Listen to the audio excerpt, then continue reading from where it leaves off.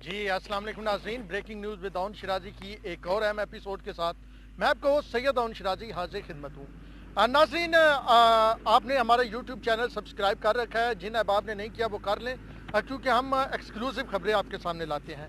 आज जो मामला हम आपके सामने ला रहे हैं वो है इस्लामिक इंटरनेशनल यूनिवर्सिटी से मुतल्लिक, और इसके कुछ अहम इंकशाफात हम आपके सामने करेंगे, क्योंकि सियासत पे बहुत बात होती है। फ़लाँ को ओहदा मिल गया, फ़लाँ को नहीं मिला, फ़लाँ ने करप्शन कर दी, तो उसके साथ साथ हमें जेन्युइन इश्यूज़ पे भी बात करने की ज़रूरत है। इस्लामिक इंटरनेशनल यूनिवर्सिटी की थोड़ी सी अगर मैं आपको डिटेल दूँ तो इस वक्त दो अहम ओहदे हैं इस्लामिक इंटरनेशनल यूनिवर्सिटी के। एक है रेक्टर और एक है प्रेसिडेंट यानी कस्टोडियन का।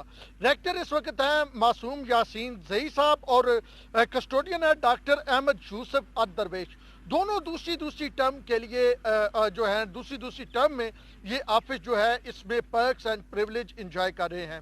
अब पहले आते हैं ज़रा मासूम यासीन ज़ई की जानब कि ये क्या कर रहे हैं। अगर इस्लामिक इंटरनेशनल यूनिवर्सिटी का म्यार इतना नीचे जा रहा है कि आप असातिज़ा से दी हुई तनख्वाहें वापस मांग रहे हैं, आप तनख्वाहें जो है वो कम कर रहे हैं, आप फीसें बढ़ा रहे हैं, बहुत ज़्यादा बढ़ा रहे हैं, एहतजाज किया जा रहा है, आप प्रोजेक्ट रोक रहे हैं और स्टूडेंट जलील हो रहे हैं, तो ये दोनों क्या कर रहे हैं? क्या इन्होंने अपने पर्क्स एंड प्रिविलेज छोड़े हैं?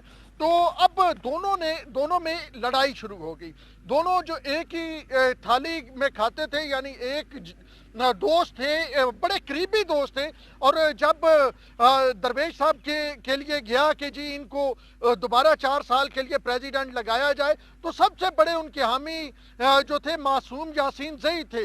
उन्होंने जनाब अपनी पूरी तरह से जो है वो फीडबैक दिया कि जी बिल्कुल इनका जो टर्म है वो बढ़ाई जाए। लेकिन अब मामला कहाँ पे ख़राब हुआ और कहाँ से, ये भी हम आपको बताएंगे। और फिर एक बड़ी खबर हम आपको देंगे कि 2 तनख्वाहें किस तरह रेक्टर इस्लामिक इंटरनेशनल यूनिवर्सिटी लेते रहे, एक डॉलरों में लेते रहे, और कहाँ से लेते रहे, और क्यों नहीं उन्होंने हुकूमत को बताया। यानी जो चांसलर हैं सदर पाकिस्तान, उनको क्यों नहीं, क्योंकि वफा की यूनिवर्सिटी है, उनको क्यों नहीं बताया, उनको क्यों नहीं आगाह किया, और किस तरह उन्होंने अपने टैक्स से भी ये सारा कुछ छुपाए रखा, कितने $100 उनको तनख्वाह मिलती रही। ये सारे हकाइक हम इस वीडियो में आपके सामने लाएंगे।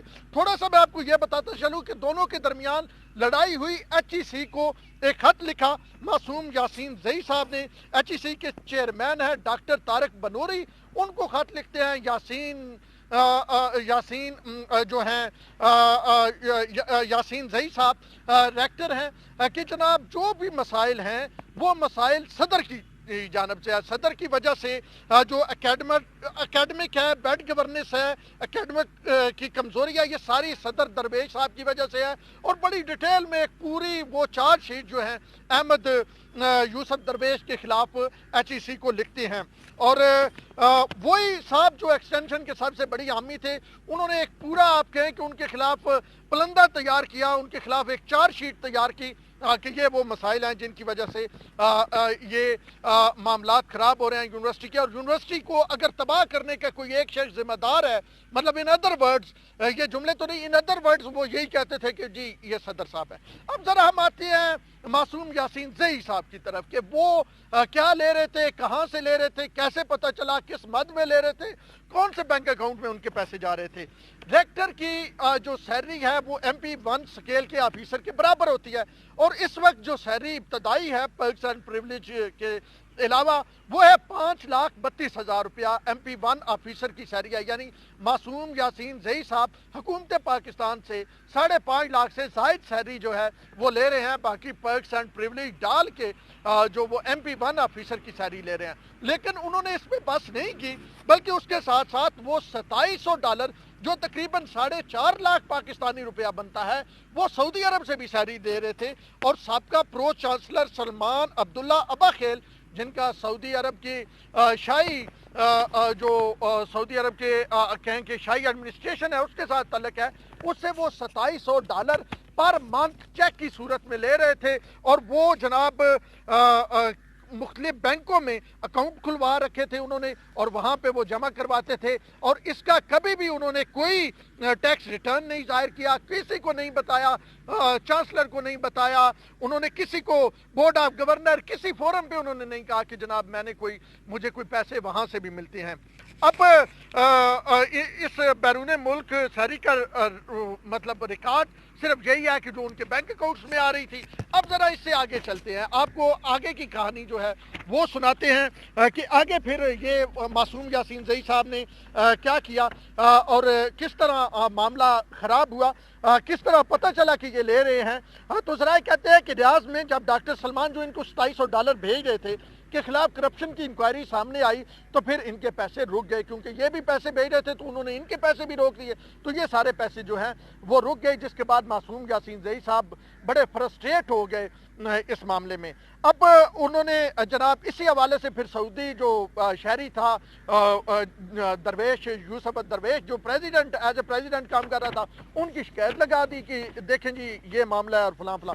اس سے قبل بھی جو ہے 2018 میں ایک کیس گیا تھا عدالت میں اسلام آباد ہائی کورٹ میں, جس میں محمد یوسف درویش کی تعیناتی جو دوبارہ ہے اس کو چیلنج کیا گیا تھا, اور یہ کہا گیا تھا کہ ان کے 15 سال پورے نہیں ہیں. HEC نے کہا ہے کہ 15 سال اکیڈمک ایکسپیرینس ہو تب کوئی پروفیسر ہو سکتا ہے, ان کے نہیں ہے. پھر ان کے بیٹے کے متعلق کہا گیا کہ جی ان کا بیٹا جو ہے اس نے BS انٹرنیشنل ریلیشن کیا ہے اور اس کے پاس کسی قسم وہ ادھر آتے ہی نہیں تھا, تعلیم نہیں لیتا تھا, اور اس کو ڈگری دے دی گئی اور یہ درویش صاحب نے خود دلوائی.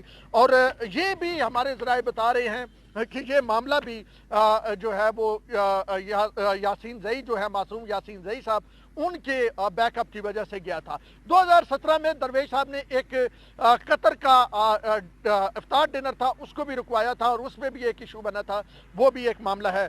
لیکن اب جو بات سامنے آئی ہے وہ بڑی ایک قابل کنسرن بات ہے کہ ایک ریکٹر بیرون ملک سے پیسے لے رہا, وہ حکومت کو نہیں بتا رہا ہے کہ جی میں پیسے لے رہا ہوں, اور پھر $2700 کے جو مطلب اس کے اکاؤنٹ میں آ رہے ہیں.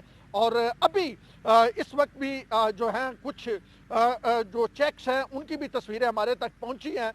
تو یہ ایک بڑا سوال ہے کہ اب کیا کارروائی کی جاتی ہے معصوم یاسین زئی صاحب کے خلاف کہ انہوں نے ایک تو جھوٹ بولا, پھر انہوں نے کسی کو بتایا نہیں جو انہیں ڈسکلوز کرنا چاہیے تھا اپنا source of another source of income, اور ایک کام وہ کر رہے ہیں اس کے بدلے وہ دوسری تنخواہ جو لے رہے ہیں وہ کیوں لے رہے ہیں. لیکن ان کا ابتدائی موقف یہ ہے کہ جب میں حکومت پاکستان سے تنخواہ لے رہا ہوں تو پھر مجھے کہیں اور سے کیوں لینی چاہیے. لیکن وہ یہ اب ساری چیزیں سامنے آ گئی ہیں. اور ایک اور چیز جو ایک 25 سال سے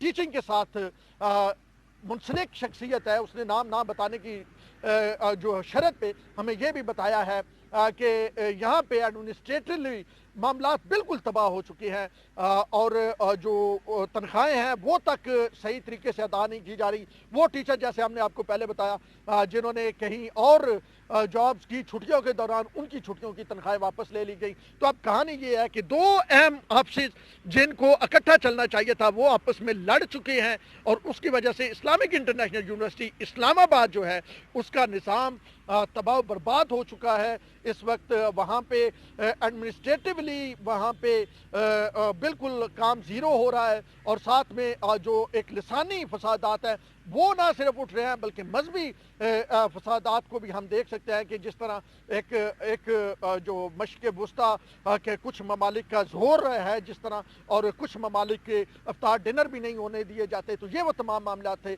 جو ہم نے آپ کے سامنے لانے تھے. اب دیکھنا یہ ہے کہ ریکٹر یہ جو اپائنٹمنٹ تھی یہ کی تھی ممنون حسین نے. اب دیکھتے ہیں کہ عارف الوی صاحب کس طرح اس پہ ریئیکٹ کرتے ہیں اور ان کے خلاف کیا جو ہے مزید جو ہے انویسٹیگیشن کی جاتی ہے. تو یہ وہ ڈیٹیل تھی جو ہم نے آپ کے سامنے لانی تھی. اسلامک انٹرنیشنل یونیورسٹی کے حوالے سے دو بڑوں میں لڑائی اسلامک انٹرنیشنل یونیورسٹی کو تباہی کے دہانے پہ لے آئی ہے. اب تک کے لیے اتنا ہی. اگلے ویلاگ کے لیے اپنے ہوسٹ سید اون شرازی کو دیجیے اجازت. اللہ نے کے بعد.